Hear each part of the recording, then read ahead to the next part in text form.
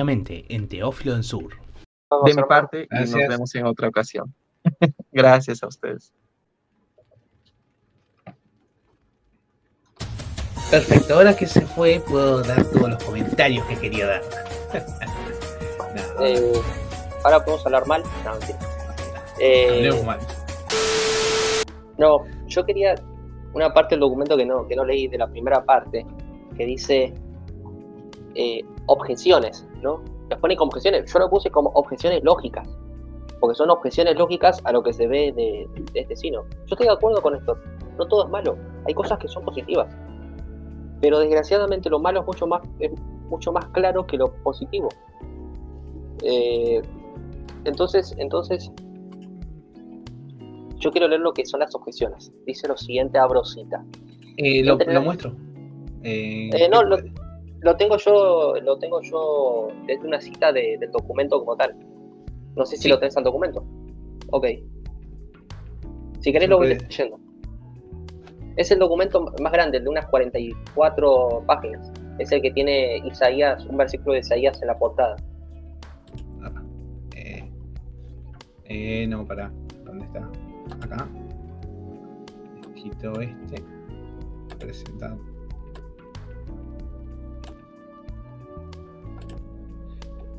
Sí, se han dado presentando. Compartir pantalla. Dale. Si querés voy leyendo lo que son las objeciones. ¿No? A ver. Bajar. No, ese no. Ese es el cortito de 15. Yo te hablo del que tiene 46 páginas. Ese mismo. Si querés buscar una palabra clave, entre las dificultades está también poner, ahí te va a aparecer.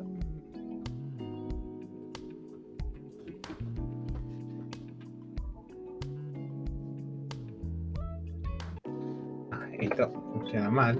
Entre las... O si querés, copia y pego. Ahí te pasó una parte de la cita en el chat privado.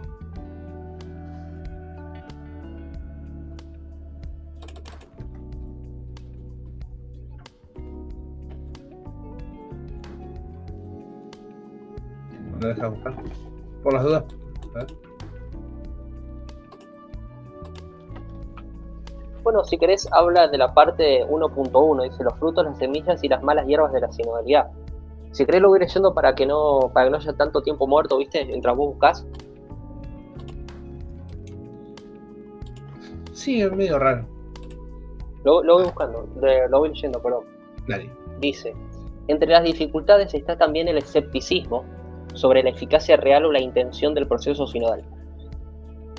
Yo no niego la correcta intención, eso no lo niego.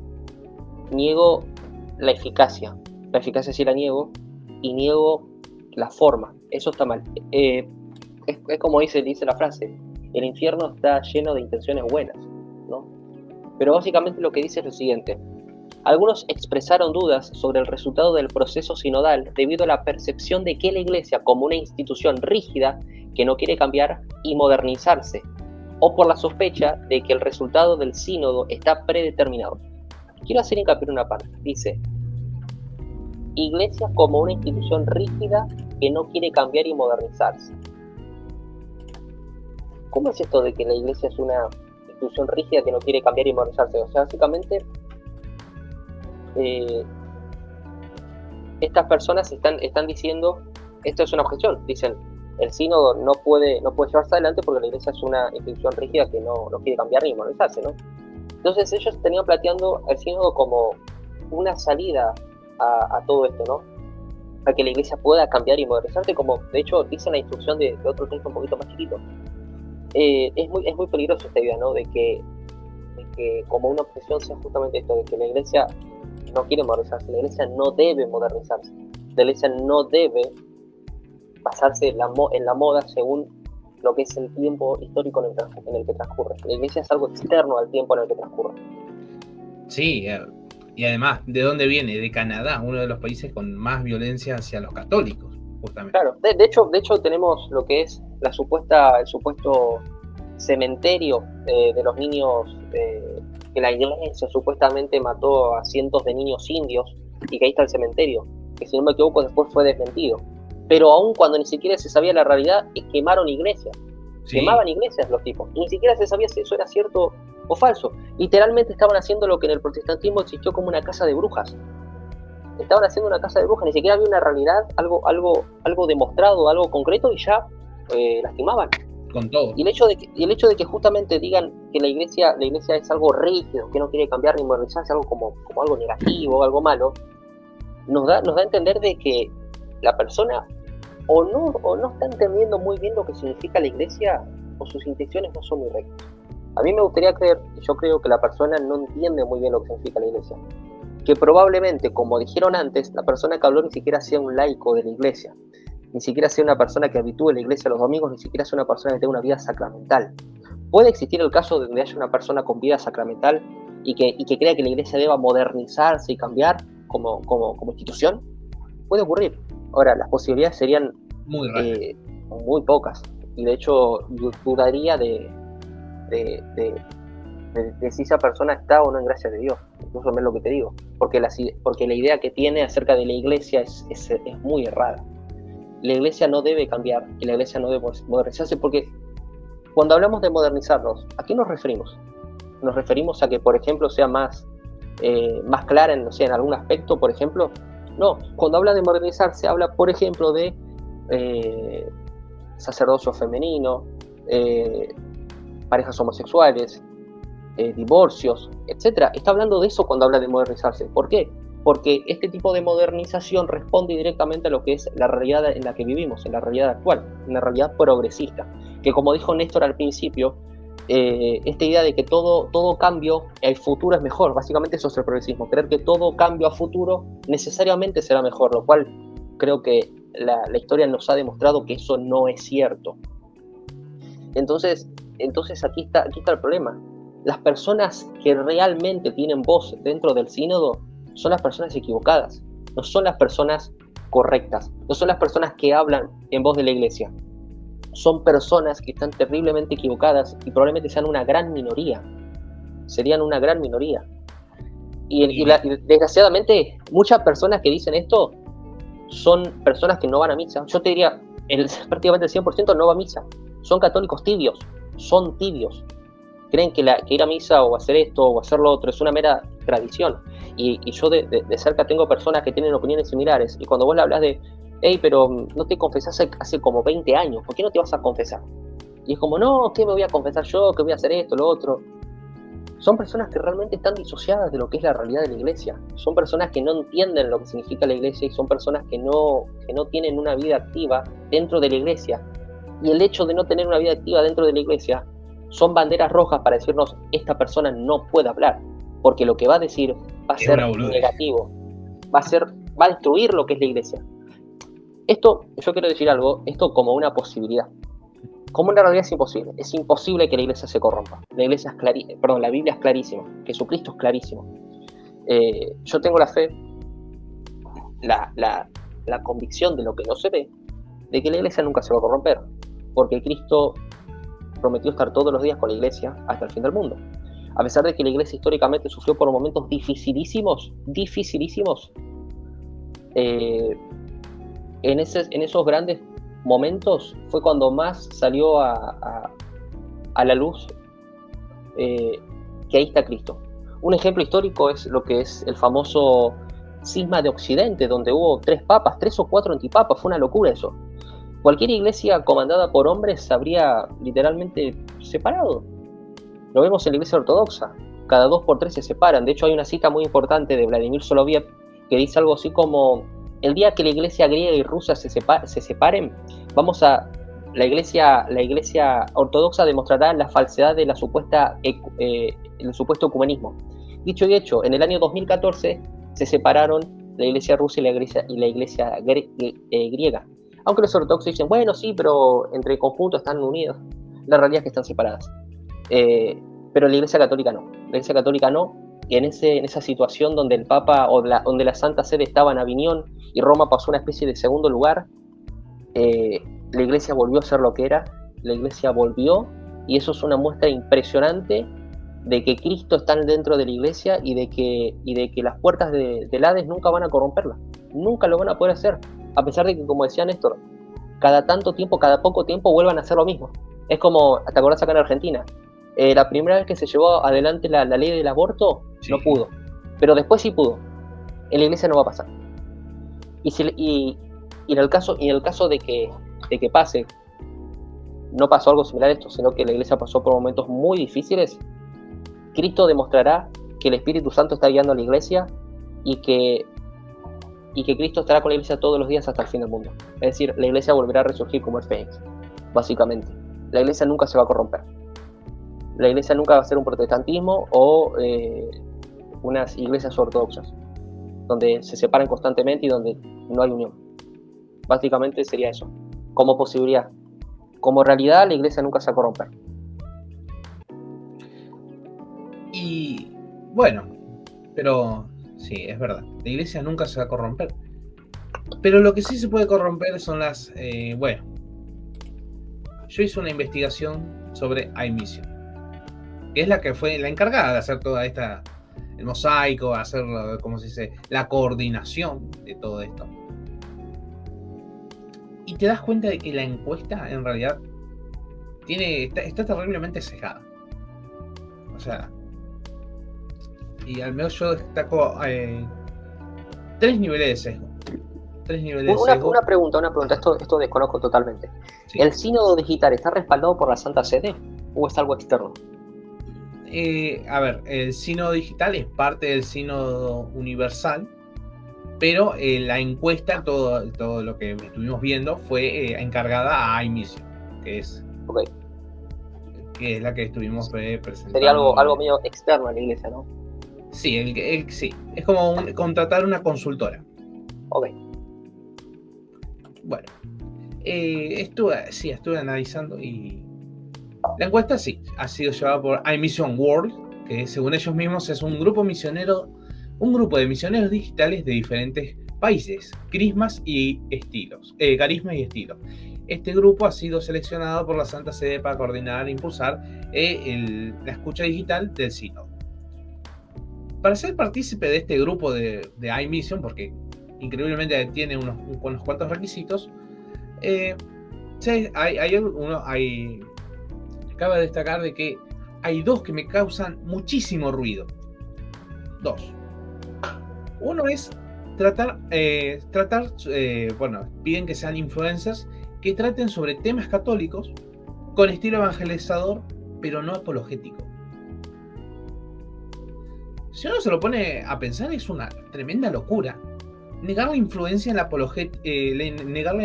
apologética en internet. Padre Arturo Cornejo tiene 2 millones de suscriptores. Padre Luis Toro, 1,2 millones de suscriptores. Bishop Barron, 600.000. Padre Rabasi, 290.000. Santiago Alarcón, que se convirtió hace relativamente poco, 126.000. Es mucha la gente que sigue el contenido de apologética. Y para mí, cuando están, negando su participación, ¿sí?, no están representando realmente los intereses de hoy en día de parte de los católicos. Es que en este momento donde la iglesia está tan atacada, pretender que la apologética sea una especie de estorbo o algo en lo que no hay que darle mucha importancia es una real locura. O sea, es una muestra de la real disociación de la realidad que tienen estas personas. O sea, en esta época tan anticlerical, tan anticatólica, tan anticristiana, hablar de que la apologética es algo secundario, o sea, demuestra que estas personas viven en la quinta luna de Valencia. De hecho, el pasaje más claro de la escritura es 1 de Pedro 3:15, dice: estando siempre preparados para presentar defensa ante todo el que os demande razón para la esperanza que hay en vosotros. Y después dice: pero hacedlo con mansedumbre y reverencia. Siempre con respeto. Si no hay respeto de por medio, si simplemente es una batalla de egos, no sirvió para nada. En vez de acercar a la persona a la iglesia, simplemente la estoy separando.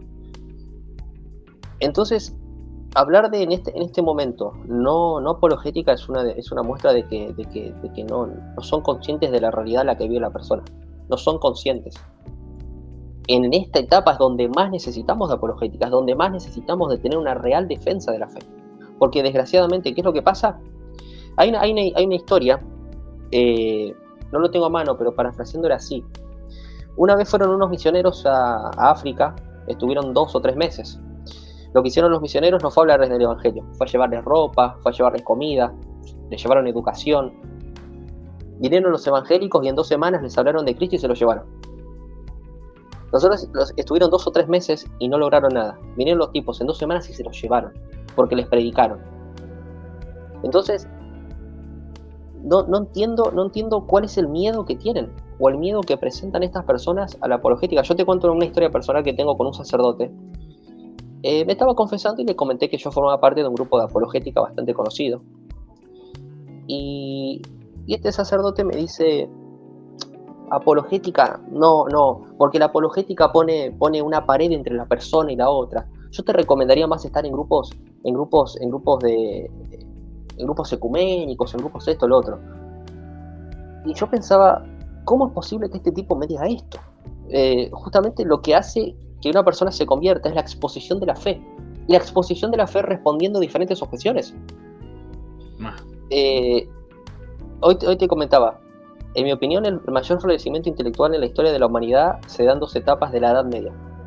Al principio de la Edad Media y al final de la Edad Media. Al principio de la Edad Media tenemos a santazos del nivel de San Agustín, San Juan Crisóstomo, San León Magno, San Gregorio, San Atanasio, entre tantos otros. Y en la Alta Edad Media tenemos también a pensadores impresionantes como a Pedro Lombardo, a Santo Tomás de Aquino, San Buenaventura, a San Gregorio Magno, etc. Y todos estos tipos eran personas que realmente hacían apologética. Hacían apologética. Y son las personas a las que los católicos más visualizamos, más entendemos o más vemos, porque son personas que dan respuestas a las objeciones que nos presentan desde afuera.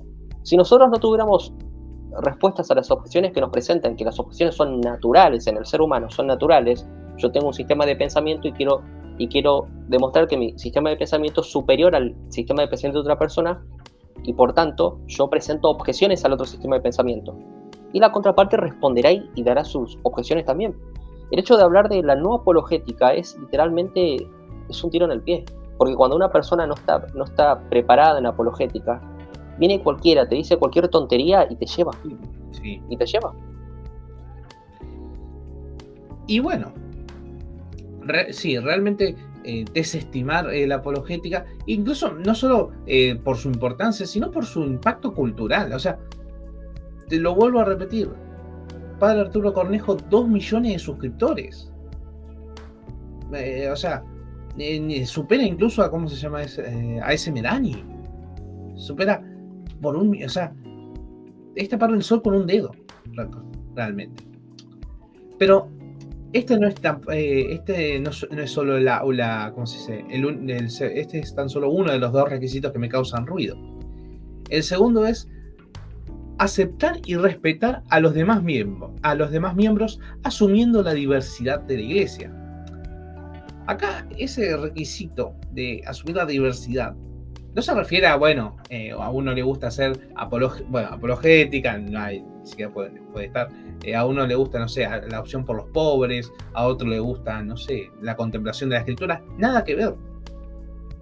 Si vos revisás, haces una lista de las personas que están en iMission, entre que hay un montón de gente desconocida, porque realmente yo al revisar algunos de los perfiles, no cumplen, me atrevo a decir, no cumplen los requisitos de cierta cantidad de suscriptores que piden, te vas a encontrar con gente como, primero los fundadores de iMission, S. Medani y Siskia Valladares, que han sido reconocidos por tener, ¿cómo se dice? Por ciertas polémicas respecto a cómo veían la homosexualidad. Ideas poderricas. Sí. Poderricas. Te pongo un ejemplo histórico, lo que es la controversia arriana. Los que mantuvieron la fe fueron los laicos. Y dice San John Henry Newman Si los laicos no hubieran tenido a grandes maestros, nunca habrían podido defender a la iglesia. Si los laicos no hubieran tenido a un San Atanasio, San Agustín, a San Basilio, etcétera, nunca habrían podido defender a la iglesia. Entonces eso es lo importante. Imaginemos que estos santazos, intelectualmente muy por encima de muchos, tuvieran esta idea: no, la apologética no es importante. Literalmente el arrianismo se hubiera comido a la iglesia, se la hubieran comido porque no habrían tenido respuesta. Entonces, ahí vemos un ejemplo histórico de la importancia de lo que es la apologética, de la importancia de lo que es saber defender la recta razón. Entonces yo pondría eso como punto principal. Vos hablabas de algo que también quería comentar. ¿Podrías repetir lo último que dijiste? Que de los participantes, de los miembros de, ¿cómo se dice? Del requisito de respetar, de aceptar la diversidad de la iglesia. Eso mismo. Yo cuando hablabas de respetar la diversidad de la iglesia, yo te juro, yo pensaba en los diferentes ritos de la iglesia. La iglesia no es simplemente la iglesia católica en Roma, como muchos protestantes mal creen y mal informan, de que es la iglesia romana. No, la iglesia es un conjunto de iglesias. Si no me equivoco, son 23 o 24 iglesias, con muchísimos ritos, y ritos muy diferentes. De hecho, Hugo Delgado contaba la historia de un hombre católico que iba a determinado rito, ¿no? Y fue a otro rito para ver cómo era. Y dice que se sintió mal porque nunca se habían arrodillado. Cuando era la hora de la exposición eucarística, de la consagración no se arrodillaban y ese tipo de cosas, no lo hacían. Y entonces el tipo salió enojado y dijo: ¿pero por qué no están haciendo esto? Y el que le respondió le dijo: mira, para nosotros la mayor reverencia es estar parado. Y cuando hablaba de la diversidad, yo pensaba en esto, en el conjunto de diferentes ritos de la iglesia que mantienen la unidad absoluta, pero que en los ritos, en la forma de adoración, son diferentes. Yo te juro, yo pensaba en eso. Pero no se estaban refiriendo a eso. Estaban hablando de otra cosa totalmente diferente. No, o sea, te podría seguir la lista. Por ejemplo, Esther Palma, por ejemplo, insiste mucho con la teología feminista. El padre Damián Montés, que también bastante polémico. Y después uno que no pude lograr confirmar era el padre Jonathan Marín, que yo estuve investigando y estuvo ¿cómo se dice? Reaccionó en contra cuando el Vaticano dijo que no a la bendición de parejas homosexuales. Y claro, ahí te piden que respetes, que no seas demasiado apologético, que no seas demasiado celoso de tu fe, no vaya a ser de que alguien salga ofendido. Y ¿cómo se podría pensar? Realmente me preguntaban el otro día, ¿no? Imagínate que alguien un católico tenga un hijo y el hijo sea homosexual y el hijo se quiera casar. Casamiento obviamente inválido, homosexual. Y mi respuesta fue: si la persona que es homosexual tiene una real comprensión de lo que significa la iglesia y de lo que significa Cristo, nunca se le va a pasar por la cabeza una idea posible el casamiento homosexual, porque estará interiorizado de lo que realmente es la iglesia. Pero si esta persona no conoce lo que es la iglesia, sus ideas de la iglesia son soberbias y creen que tienen que hacerse lo que ellos quieran para contentar a un pequeño grupo de personas, ahí sí. Y yo estoy viendo que las personas a las que se les está pidiendo opinión no son personas que realmente entienden lo que es la iglesia. Son personas que no entienden lo que es la iglesia y que se dejan llevar por un pequeño grupo para contentarlos, que tienen una idea distorsionada de lo que significa la evangelización. Ese es el principal punto. Lo que mal empieza, mal acaba. Esto va a terminar mal. Esto va a terminar muy mal. Sí. Y bueno, como vos dijiste, y después, claro, esto afecta cómo se va a hacer la encuesta, porque vos ves el mosaico y el mosaico te presenta los objetivos que se quieren y luego los comentarios, ¿viste? Como el comentario que que ahí estuvimos analizando de que ¿cómo se dice? El que pedía que las mujeres tenían que ser sacerdotes. todo eso fue seleccionado por estas personas, posiblemente. Por personas influenciadas influenciadas para querer un cambio que en realidad es modernismo, introducir el modernismo en la iglesia.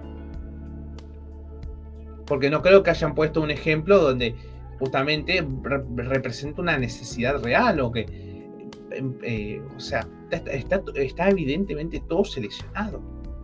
Y que esto se envía al Vaticano, o bueno, al organismo que está llevando a cabo este sínodo, es realmente mentirle a la cara a la iglesia. Vos imaginate demuestra lo mal que está la iglesia. De hecho, ¿cuántos testimonios de conversión no hay en YouTube de ex protestante que vio los videos del padre Luis Toro? De ex protestante que vio los videos de José Plasencia, de Dan Turbina, Hugo Delgado. ¿Cuántos videos no hay? Yo no conozco un solo caso de conversión donde la persona se haya convertido porque, no lo sé, porque la iglesia hacía lo que él quería, o sea, bendecir parejas homosexuales. Yo no conozco un solo caso. Todos los casos de conversión son porque había una exposición de la doctrina, de la fe, y se la defendía ante los ataques externos. ¿Cuántos cientos, si no miles de evangélicos se convirtieron por el padre Luis Toro? ¿Cuántos? Y justamente la apologética, repito, siempre desde el amor, desde la caridad y desde el respeto, eso es importantísimo, es una de las armas principales que utiliza Dios. Incluso el mismo Cristo, cuando era confrontado por los fariseos, él daba respuesta. Él no meramente decía, ay, bueno, hay que ser tolerante. No, él daba una respuesta. Él daba respuesta a lo que él decía. Entonces, te están dejando de lado una de las armas principales de Dios. ¿Por qué? Para no incomodar. O sea, ¿qué es más importante? ¿No incomodar o que una persona se vaya al infierno? Yo creo que, yo lo tengo claro, por lo menos. Sí. Hoy se maneja mucho esa perspectiva de que el sacerdote tiene que centrarse en lo social y que lo doctrinal es como una parte, ¿cómo se dice? Opcional. Como que, mira, esto lo dijeron una vez ¿cómo se dice? En una homilía acá. Me dijeron, no, porque no hay que hacer abstinencia, no hay que ir a los sacramentos. Vos tenés que centrarte en ser buena persona. Ese es el diablo hablando. Ese es el diablo hablando realmente. O sea, realmente no quería la sacramentalidad. O sea, y yo me fui con un mal gusto terrible, porque hay veces que dan ganas de justamente parar la homilía para decir, che, esto está... Lo que decía una barrabasada. O pararse e irse e ir a otra parroquia, a otro horario. Porque es muy grave que te digan ese tipo de cosas. El buenismo, este es el buenismo. La herejía del buenismo básicamente es, se deja de lado la verdad para ser buenas personas. Estás dejando de lado la verdad, hermano. No vas a lograr nada si dejas de lado la verdad. Cuando la verdad es predicada, es ahí donde hay un real cambio. Porque desgraciadamente muchas personas tienen esta idea errónea de que Cristo era una especie de hippie o algo por el estilo. De hecho, Santiago Alarcón hizo una entrevista en la calle a una señora católica. No sé si frecuentaba la misa, digamos que sí. Y básicamente esta persona retrataba a Cristo como si era un hippie, como si fuera un hippie. Y decía, ¿y usted cree que Cristo estaría a favor de las parejas homosexuales? Sí, Cristo estaría a favor de las parejas homosexuales, a favor de ser bueno, de no juzgar. Yo digo, ¿esta persona leyó alguna vez la Biblia? Es decir, porque realmente demuestra una disociación de lo que es realmente Cristo. Ojo, no estoy diciendo que Cristo es una persona que prejuzgaba, etc. No, todo lo contrario, era el justo juicio. Era una persona que, por ejemplo, una de las grandes enseñanzas era no veas la paja del ojo ajeno cuando tienes una viga, ¿no? Digo, cuando vos sos un tipo que está jodido, ¿por qué vas a ir a criticar al otro que está muchísimo mejor que vos? Primeramente, preocupate por vos. Pero eso no significa que cuando alguien está haciendo las cosas mal, yo no puedo decirle en la cara, estás haciendo las cosas mal. Sino que tengo que ser una persona buenita, un buenismo, ¿no? Una especie de buenismo en donde soy amoroso con la persona desde la mentira, siempre desde la mentira, y entonces la persona verá que yo soy bonito y entonces se convertirá. Se convertirá algún día. La triste realidad, cuando una persona externa le diga en la cara la realidad, o se irá de la iglesia o sentirá una desilusión tan grande que yo no lo sé. Porque Sí. yo no puedo a partir del engaño traer una persona a la iglesia. Yo no puedo hacerlo. Porque esta persona, cuando realmente, imaginemos un día esta persona diga, ok, quiero leer a los padres de la iglesia. Lea a los padres de la iglesia y se da cuenta con la realidad. Y esta persona va a ser una cachetada en la cara que lo va a matar. Cuando se dé cuenta de la realidad, esta persona no va a saber dónde va a estar parada. Entonces es ahí donde está el problema. Yo no puedo traer a una persona de la iglesia, desde la mentira. Desde la mentira, porque incluso desde el mismo sacramento. Si yo le digo, por ejemplo, que ser diferente está bien, que no está mal, cuando la persona se vaya a confesar para comulgar, no entenderá que eso es un pecado y no lo dirá. Y si el sacerdote se lo comenta, probablemente la persona discuta con el sacerdote. Y si el sacerdote hace bien su trabajo, no le va a dar la exoneración de los pecados. Y la persona probablemente, como la llevaron desde la mentira, probablemente comulgue igual. ¿Se entiende? Es una bola de nieve. Que cuando yo comienzo de la mentira, la persona termina en lo peor. Es ahí el problema. La apologética es clara. La verdad es clara. Hay que ir de frente. Siempre desde el amor y desde el respeto. Pero hay que ir de frente. Siempre hay que ir de frente. Nunca hay que ir desde la mentira. Obviamente yo puedo ser suave con la persona, etc. Pero siempre hablándole desde la verdad. Siempre. Y después, algo que me pregunté mucho, porque yo miré algunos de los perfiles de los participantes de iMission, y era preguntarme qué es un evangelizador digital. Porque se hace mucho énfasis en esto, porque justamente este es el sínodo el sínodo de evangelización digital, o el sínodo Santiago digital. Alarcón no creo que sea el ejemplo de evangelizador digital. O sea, Santiago Alarcón no creo que sea. Hugo Delgado no creo, José Plasencia tampoco. O sea, ¿quiénes son? La hermana Palma Reyes es el ejemplo de evangelizador digital. Es que, pero veías, por ejemplo, mi último short que hice es un video del Papa, no sé si viste esas fotos donde estaba el Papa con mucho swag, por así decirlo, Okay. unas imágenes generadas por inteligencia artificial. Sí, la vi. Yo hice un video de eso. ¿Eso es evangelizar? Evidentemente no. Yo sé reconocer de que eso es un chiste que, bueno, tal vez pueda atraer a alguno, pero desde ahí... Es como esta idea de Cristo Rey, ¿viste? Este meme de Cristo Rey. Ajá. Eso no es una evangelización, eso es un meme. Cristo se convirtió en un meme, no en la realidad. Y la persona nunca va a venir a la iglesia, nunca. De hecho yo vi un comentario donde un cristiano, esta persona dijo Cristo Rey, algo así, una persona pagano, vamos a decir un pagano. Y la persona le dijo en la cara, bueno, pero vos tenés una vida en la iglesia, algo así. Y dijo, no, lo digo de broma. ¿Cómo es de broma? O sea, incluso la persona que era cristiana se enojó bastante con esta persona. Y esta persona dijo, bueno, pero yo lo digo de broma, o sea, no lo digo en serio. Entonces pretender que, mirá, están hablando de Cristo, por tanto, es absurdo, es estúpido realmente. Sí, y yo veía muchos de estos evangelizadores digitales y usualmente, no digo todos, porque reconozco que he visto algunos que al menos tiran contenido, y es que solo hacen memes. Y los memes no son, o sea, sí, memes de temática cristiana, podría decir uno. Son memes.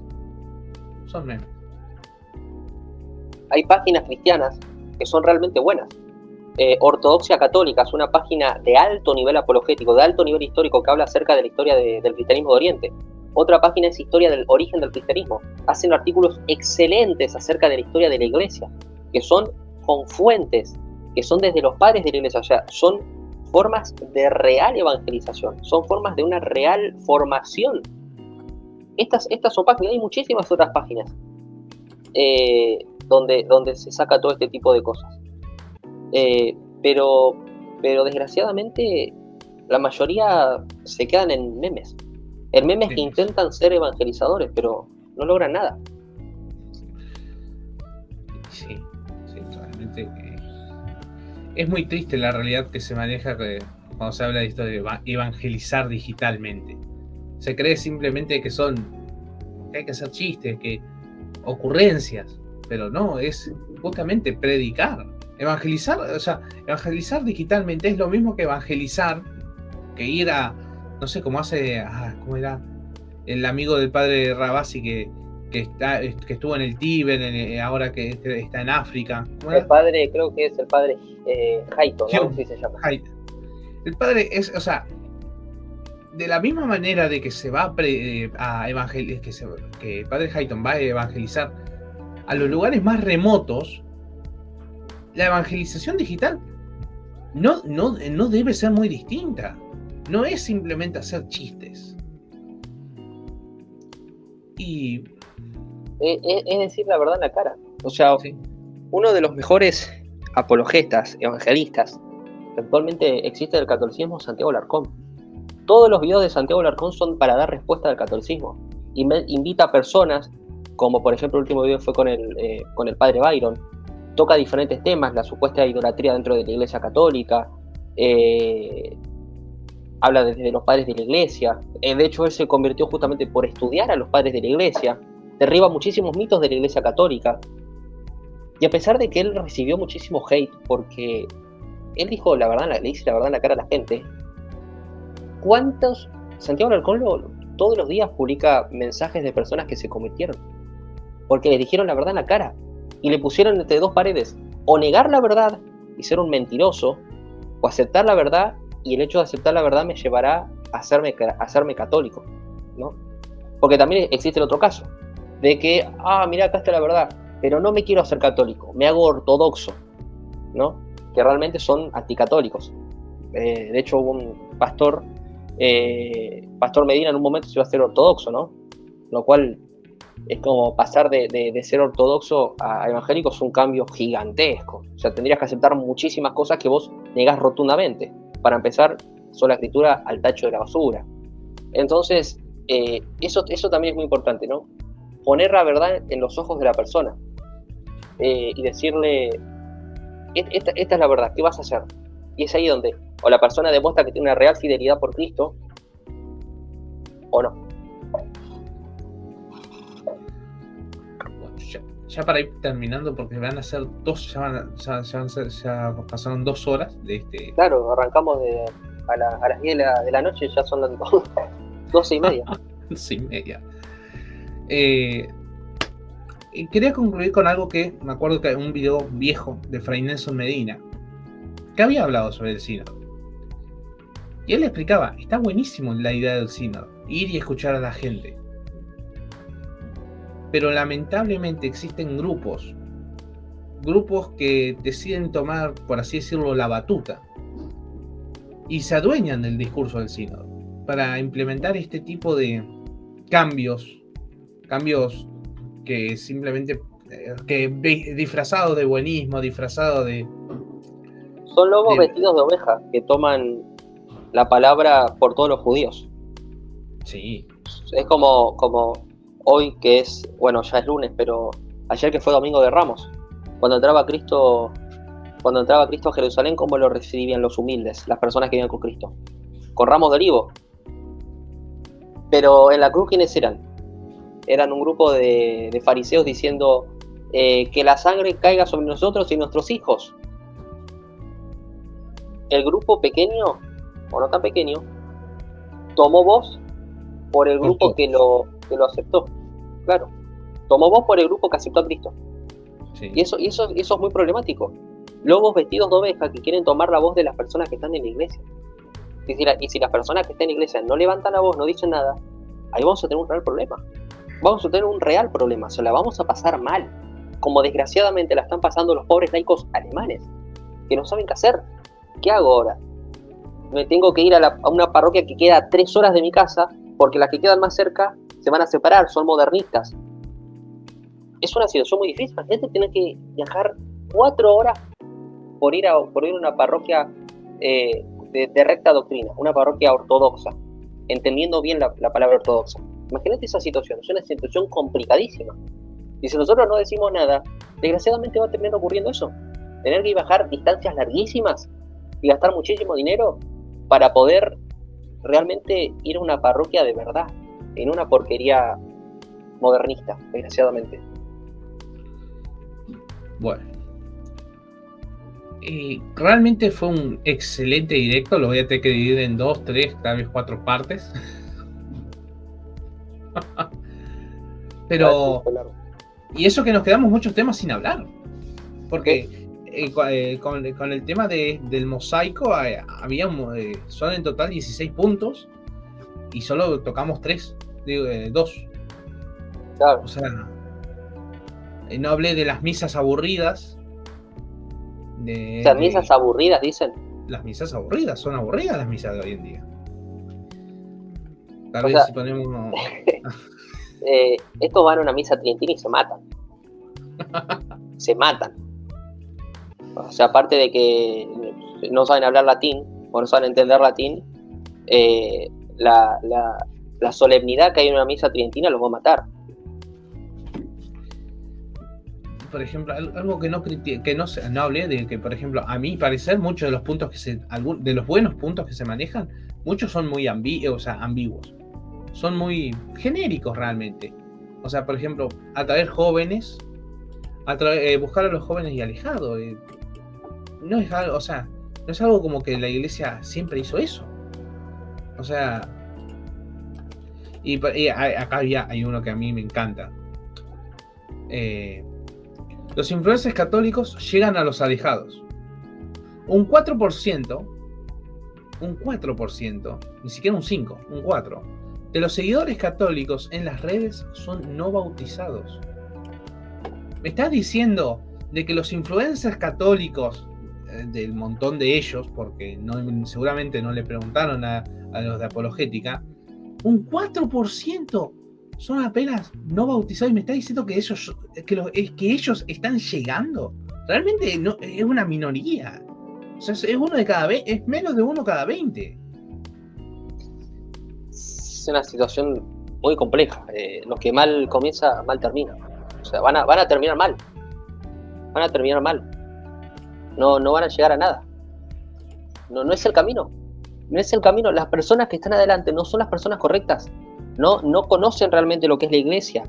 Ponen en discusión temas que no deben ser discusión nunca. Nunca.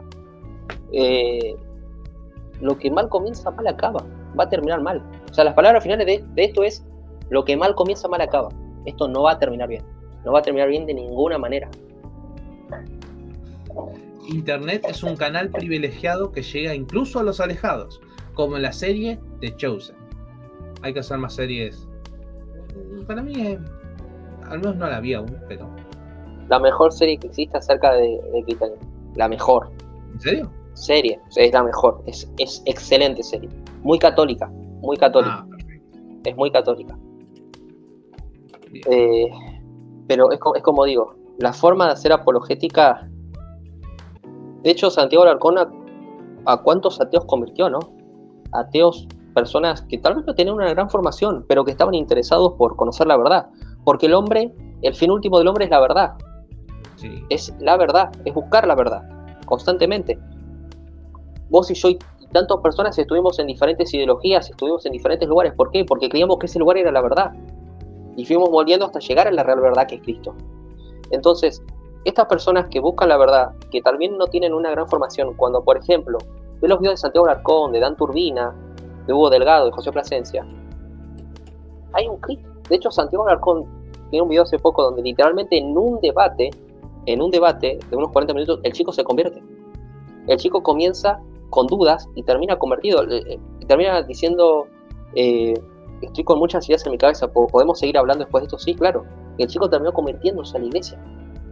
Un muchacho ateo, o agnóstico al menos, terminó convirtiéndose en un transcurso de 30, 40 minutos. O sea, eso es lo que realmente importa. Eso es lo que realmente importa. Sí, hay gente que cree de que por aplicar un poquito de sociología, por querer romper las dinámicas naturalizadas, se inventan cosas de abuso de poder, de conciencia en la iglesia. No, la iglesia es una, la verdad es una, y por eso no es una, ¿cómo se dice? Una estructura monolítica, malvada, sino porque la naturaleza es así. La naturaleza de la iglesia es así. Claro. Estaba leyendo un libro de metafísica de Tomás Alvira, y dice algo muy cierto. La filosofía es sierva de la teología. La filosofía es sierva de la teología, es sierva de la fe. Y cuando la fe está bien asentada, la teología o la filosofía debe subordinarse a la fe, porque la fe es la fe es revelación divina, es lo que guía la filosofía y la teología. Y ponía un ejemplo de los primeros siglos del cristianismo, donde los pequeños, se hacían preguntas tan complejas como las que se hacían los filósofos griegos. ¿Cómo es posible que un niño se haga ese tipo de preguntas? Por la revelación divina, por la revelación de Dios. Entonces, es ahí el problema. Cuando nosotros no ponemos a la Biblia, no necesariamente a la Biblia, perdón, cuando nosotros no ponemos a la revelación sobrenatural como guía a la filosofía o a cualquier rama de la ciencia o rama sociológica, hacemos cualquier cosa.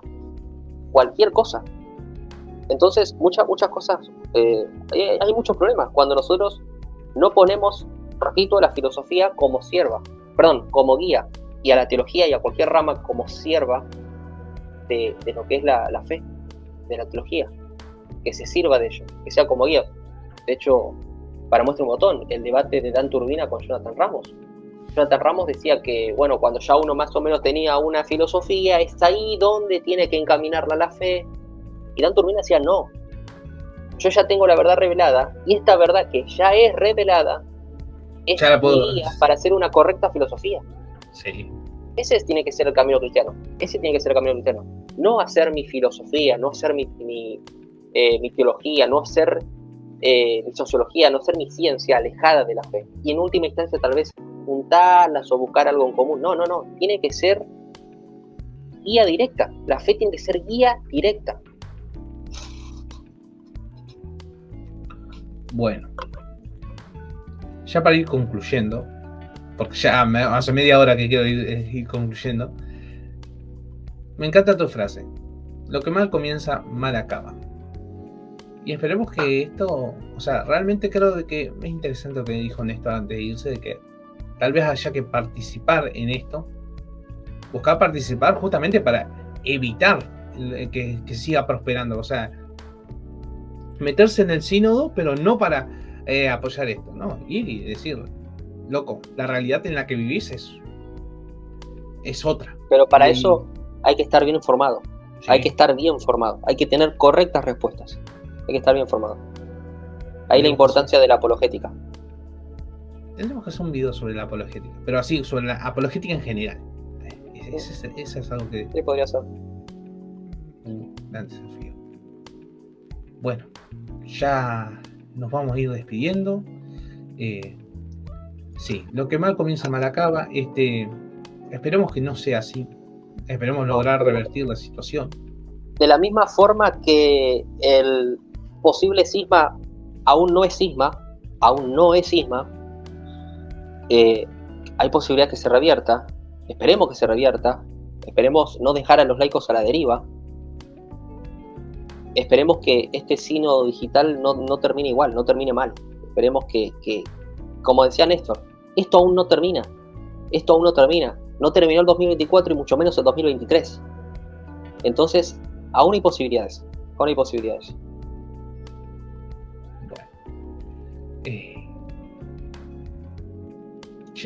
Bueno, ya para ir concluyendo, recuerden, voy a ver cómo participar, voy a investigar un poco, voy a preguntarle a mi obispo si sabe algo. Y sí, vamos a tratar de revertir todo esto. Tenemos tiempo aún que yo sepa, no se convirtieron los judíos, por lo tanto no va a ser el fin del mundo mañana, así que no sé si leíste esa. No, me suena, lo escuché, pero no. Bueno, sí, aún hay tiempo para hacer todas las cosas bien y hacer un cambio real, o sea, ante los problemas reales, plantear soluciones reales. no inventar cosas problemas ficticios para agregar innovaciones raras. Soluciones realistas, imagínate, realistas. Porque nosotros ya estamos viendo con Alemania. Cuando vos querés implementar modernismo, no traes gente, la echás. Claro, tiene que ser realista la solución. Y si la solución para atraer más personas es ir en contra de mi ideología, tendré que dejar la soberbia de lado y tener que tener una real obediencia.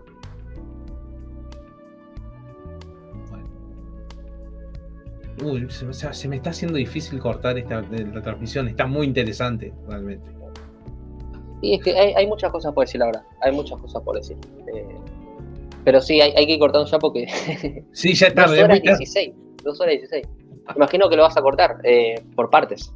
¿O lo vas a subir entero? No, lo voy a editar un poquito, pero esperemos que... sí, lo voy a editar. Una parte algunos, seguramente 3, 4 episodios para balancearlo. Muy largo. Para ganar más plata, ¿no? Ojalá.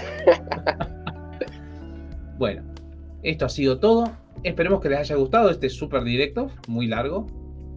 Después me va a tocar la tortura de editarlo, pero eso será para después. Así que, Germán, un saludo que le quiera mandar a alguien. Juan.